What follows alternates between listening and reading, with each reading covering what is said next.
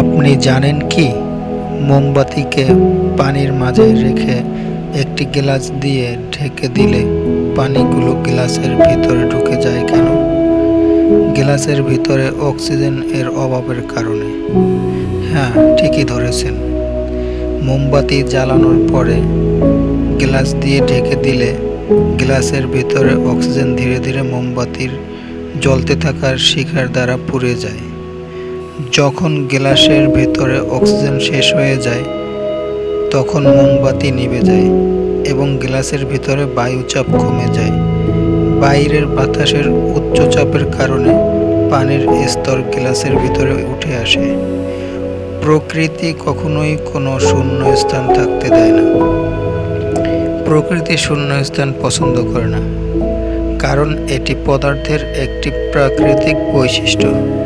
এই ধারণাটি নেচার এভস এ ভ্যাকুয়াম নামক নীতির মাধ্যমে ব্যাখ্যা করা হয়, যা প্রথমে প্রাচীন গ্রিক দার্শনিক অ্যারিস্টটল প্রস্তাব করেন।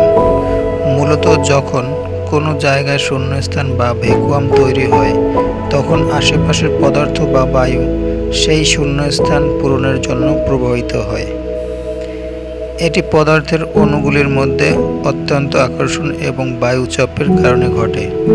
শূন্যস্থান থাকার কারণে সেখানে বায়ুচাপ কমে যায় এবং বায়ুচাপের ভারসাম্য রক্ষার জন্য আশেপাশের পদার্থ সেই শূন্যস্থান পূরণ করতে প্রভাবিত হয়। এই নীতি আমাদের প্রকৃতির এক গুরুত্বপূর্ণ বৈশিষ্ট্য এবং এটি বিভিন্ন পদার্থ বিজ্ঞান এবং রসায়নের প্রক্রিয়াগুলোতে ব্যবহৃত হয়। ঠিক একই প্রক্রিয়ায় প্রাকৃতিকভাবে ঘূর্ণিঝড় বা সাইক্লোন এর সৃষ্টি হয়ে থাকে।